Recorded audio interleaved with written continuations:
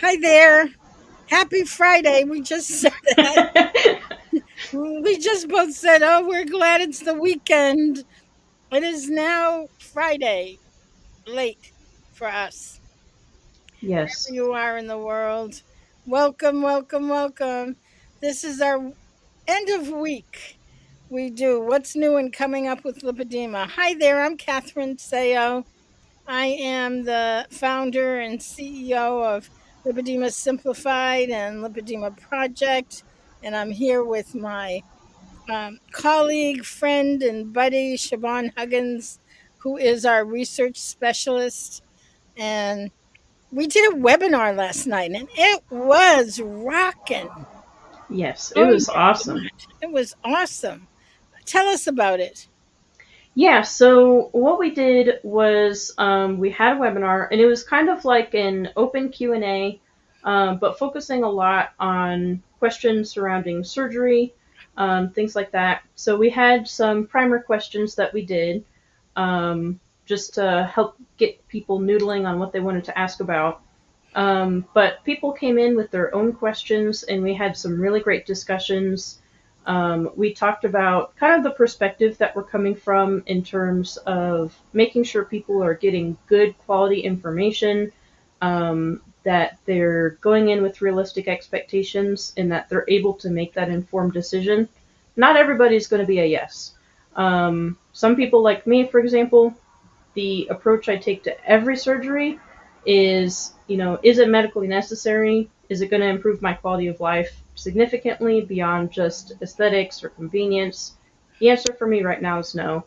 But that's just my perspective, and other people have different cost benefit analyses that they do. So we're just trying to help those people figure out what's going to be the best path for them. We also had several people come forward talking about their own experiences, which I always find super valuable. Some people, it's this was life changing. Some people, maybe not so much. Some people are in the process.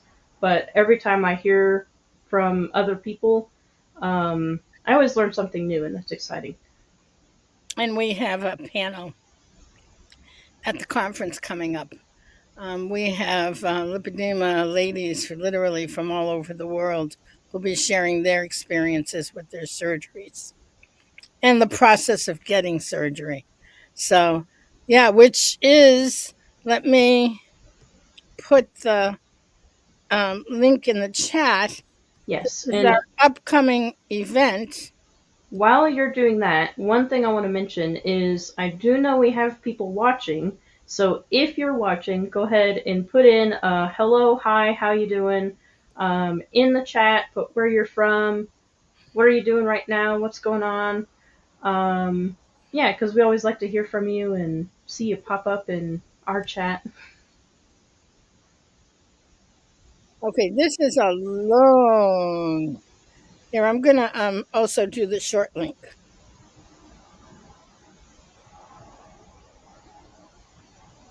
This has a UTM code on it. Here it is without the UTM code, so it's easier to get to. Perfect. Learn.lipedema-simplified.org/lymphedema-event. Excellent. So before I forget, because I definitely would have, for people who are hearing about this webinar and are getting a little bit of FOMO, like, oh, I wish I would have gone, wish I would have signed up. If you sign up now, you'll still get access to the recordings. Um, so I'll put that link in the chat. So yeah, you can still watch it. You can still go back. So that is true for of every one of these free webinars that we do. If you sign up, you'll get the recording, and you have a little window afterwards where you can sign up. But we usually recommend that you come live because then you can ask your questions, you can hang out with us. I would say it's a very fun experience live. So Martha just had her second surgery 2 weeks ago. How did it go, Martha? Go ahead and share. We'd love to hear from you. Yeah, I always like to hear from people how it went, how they're doing, how they're feeling. One of the It's a big thing. Yeah. And one of the things that we're aware of and that we have had validated by the feedback we've gotten is that surgery has continually improved. Mm, Some time ago, the surgery was very new, as was the diagnosis of lipedema. And now there's been enough surgeries, there's been enough um, conferences and places where people are sharing what they're finding. Um, Went well tired. Uh, yeah, understandable. yeah, that makes sense. The recovery process, one of the women last night said the recovery process is way more complicated than she had thought it would be. You Yeah. really need to give it the time and the energy and the attention that it deserves. Yeah, in terms of the surgery overall, I feel like currently where we're at is very similar to where we're at with lipedema overall. I think we've learned a lot, particularly over the past 5 years, but we still have a lot to learn. The same is true of surgery. So I would say, based off of what I've heard and the experiences that people are having, it's better than it was. But we still don't have, for example, like large scale trials, IRB approved trials. We don't have those yet. So we don't have things like the exact complication rates. We don't have large scale long term follow up studies. So we do have some follow up studies, mostly out of Germany. Some are out of the US. We have some that are follow ups of up to 12 years. But because they're survey based, instead of following up with a researcher, making sure if they drop out, where did they go? What happened? Did something happen? There is some selection bias there of people who decide to respond. So it is some information. Like, for example, the one based out of the US found that there can be recurrence of tissue growth, which is important to understand. If you're making this decision to get this surgery, it's not curative. We know that now. And there can be some recurrence of tissue growth, sometimes in new places. I've seen people in this community mention that they had regrowth in different areas than where they had it originally. So one other thing that trials can help with that is that we can look at what differentiates people who had regrowth versus people who didn't. What factors were there? Like, was there in the regrowth group, were they also people who generally had regained weight generally? Were there other risk factors there? So we still have questions. That's the main thing. But we have more information than we did. The Um, other the other thing that is interesting, I believe, Leslie and I did an interview with a woman who had written a book on fat. I can't remember her full name, which is bad on my part, but Sylvia, I'll look it up. Um, and she talked about fat as an organ. That fat is not just these tissue cells, these billions of cells, but it's not just that, but it's an entire organ. And if you think about it, if you remove part of the organ, its ability to regenerate itself is part of the organ's capacity. mhm. And that floored me. I'm going to look for her name because it was Sylvia Tara. Her yeah, book is that's it. The Secret Life of Fat. I read it like Hmm. 15 years ago, over a decade ago. It's Yeah, really good. I would highly recommend it. I really love that book. yeah, And I'll put that in the chat real quick. yeah, because it was really fascinating. Yeah, and the interesting thing is that women in particular have a really good ability to grow their fat. Um, so you could look at that as a negative, Hmm. but fat does a lot of good things. So one of the things we're learning about diabetes, for example, is that part of the issue that may trigger it is the capacity to put on fat to generate new fat cells that can be filled up further. That is maxing out. I don't think it's purely genetic. I think there are differences, for example, possibly also environmental factors as well. But once that happens, that may be one of the initial triggering cascade of diabetes. Um, so, with a good ability to put on fat, maybe there's some reduced risk of diabetes, supposing other things don't come in and interfere with that process. Fat does a lot of good. It's very helpful. We are the species that we are because of our reliance on fat, our ability to put on fat, so that if we fast, for example, we have plenty of body fat that we can use to produce ketones so that our brain does okay during fasting. It is a superpower. It is a good thing, but it's also very complicated, and I think it's especially so in lipedema in ways that we don't even understand yet.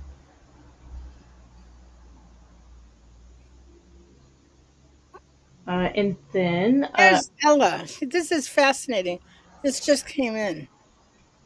She was diagnosed at age 71, had anterior leg lipo in October, and posterior leg lipo plus arm lipo in just this past January. Recovery for her was not as difficult as she thought and never took pain meds. You know, I have heard so many differing stories, mhm. from it being really difficult to it being very easy. I think it's such a personal thing. It's like everybody has a different process, if you will. I think that's fascinating, Siobhan. Yeah, and I've seen similar with other surgeries too. For example, with gallbladder surgery, um, to remove the gallbladder because there was issues going on. I've known some people where it took them months to recover, and others where they were up and going back to lifting weights in 8 weeks. So there's a huge, huge variation, not only in age but overall health, just where your body's at that moment. So it's helpful to hear a lot of different experiences with whatever you're doing, whether it's joint replacement or lipedema reduction surgery or whatever it is, and see what the spectrum of response is. And at least you can know, what should I prepare for? And then if it's better than that, then, well, you've over prepared, but at least you were ready just in case. Um, and Carol said, but lipedema fat can't be burned off, right? So it's kind of weird. I think the answer is it depends on the what. So this is my opinion. This is my speculation, but I would guess it depends on the health of the tissue and how severe the fibrosis is, and maybe other factors that we don't know yet. Probably other factors we don't know yet. So, for example, with calorie restriction and exercise, so diet and exercise, we tend to see that the people will lose from their waist, their torso, their face, but not areas where they're impacted by lipedema. In other cases, I have seen some people who said that with bariatric surgery, they were able to lose from areas that they had with lipedema, but it was still disproportionate afterwards. And then with ketogenic diets, it's similar where it does better than calorie restriction, where we're seeing circumference reduction on the thighs, on the hips, and the arms, if they're affected in some cases, but not to the level of normalization. And I think one factor there is fibrosis, which is kind of like scar tissue in there. We do have evidence that that is in the fat tissue of people with lipedema. We can see fibrosis on essentially when they biopsy it and take a look at it, but then also in images of just physically looking at it, there's clearly scar tissue in there. And like with any organ, if there's scar tissue there, it may impact how well that organ functions. If you have a chunk of fat that's wrapped in scar tissue, how is the fat going to get out? Like, okay, maybe that's a piece of it. And unfortunately, fortunately also because it does serve a purpose, but scar tissue is very stable once it's there. Um, there are things that can improve the fibrosis, so manual therapies, lymphatic massage. Sometimes people say vibration plates or ketogenic diets that they feel their tissue getting softer, less stiff. But again, not to the level of normalization. So it's a piece we haven't fully figured out yet. I think there's so much we're still learning. Hmm. For There's so sure. much we don't know, Yeah. which Like we is don't know why the scar tissue is happening. We don't know why. We can see that it's there. We can do biopsies and confirm that that's what it is, but we don't know the process that's causing that. And I haven't seen another condition where we see this widespread scar tissue in the same way that we do in lipedema.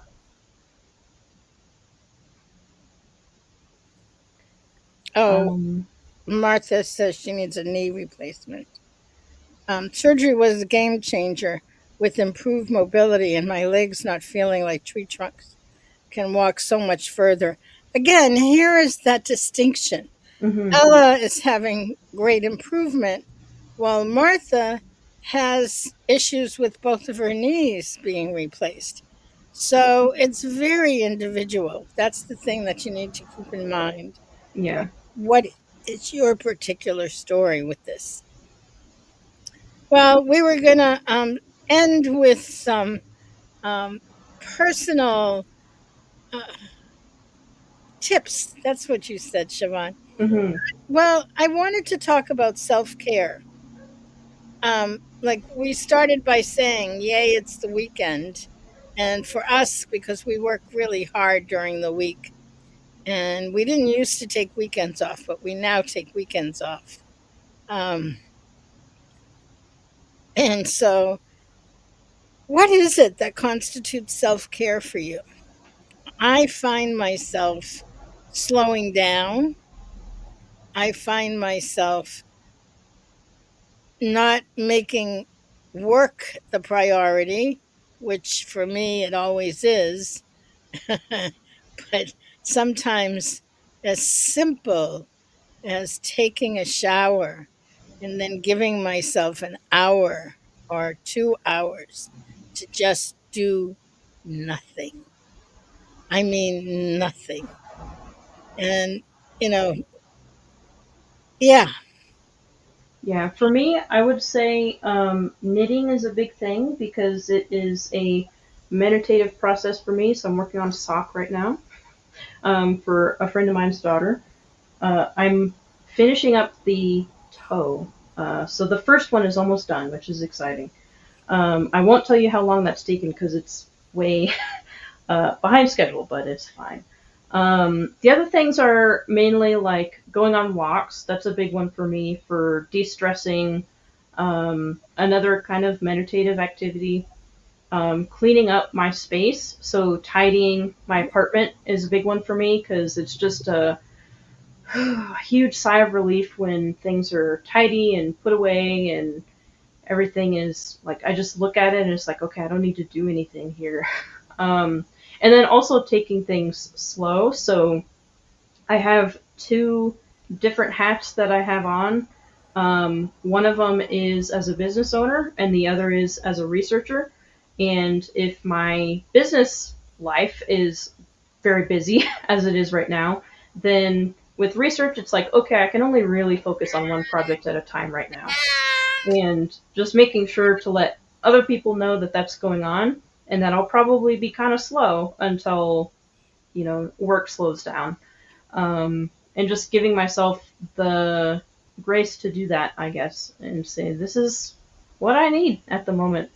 Mm, Things will shift and balance out later, where work is more slow and research is picking up. Um, but yeah, and just yeah, doing that helps me enjoy research, which is very important for actually getting things done. oh, that's lovely. I love that you called it grace. Hmm. Grace in getting it done. That's beautiful. Thank you, Siobhan. Yeah. And we have two perspectives from Ella and Martha. So Ella said, once I had the liposuction done, I was able to lose 35 pounds with a really low carb diet. So that's awesome. That's something that I often see too is that people aren't doing things in isolation, which is really, really cool. So they'll use one tool and they'll find that that helps them implement these other things that are so helpful. And over the long term, it's not just going to be one thing for managing lipedema, it's probably going to be a whole bunch of different things. And sometimes it can be really helpful to just figure out, what's the best step right now, knowing that other things are probably going to come down the line. And then Martha said that after the lipedema surgery, she can now actually feel the knee pain as if the overall leg fatigue was covering it up before. So that's the other thing too, is sometimes like when one thing improves, that was like a 5 sound alarm, when that kind of gets reduced, then you're able to pay closer attention to what else needs work. So it's, yeah, you two are really playing off of each other. I really Yeah, like it. really. But I love this, what Martha said too, that going out in the sun and being able to have the sun on her in the early morning boosts her mood and sleep. Oh, I for think that's sure. beautiful. Yeah. As we're starting to get sun, though, we've had a lot of rain here in New England. Hmm. It sounds wonderful. Yeah. Here's something that my mom told me that I was like, what? Is she said that the average person only gets 30 minutes of sunlight per day. So Yeah, 30 minutes of outside time per day. And it's like, yeah, I can understand how that happens, but I can also understand maybe we should work on addressing that. yeah, Sunlight is very important for our health. We're not like those cave creatures that are yeah. like blind because they live down in the deep dark depths. That is not us. Well, you got to come back this summer. I'm in the midst of getting the deck in order. I Ooh. have a deck. I'm going to be doing these from the deck from the rest of as soon as the weather gets good. Well, the good news is that once I move to Montana, I will better be able to travel. My expenses will be freed up a little bit compared to Boulder. So I might come next year in the summer. I think that would be good. Oh, that'll be wonderful. I would love that. I have a guest room. Oh, that's Right. fun. I have a guest room right at the right on the lake. It's right on the lake. Ooh. So beautiful. So, Yeah, I think I'm probably gonna have to do that. yeah, I think so too. All right, everyone. On that note, make your self care caring and have a really lovely, lovely morning, afternoon, evening, wherever you are, and a weekend filled with special little things for you and anyone you love.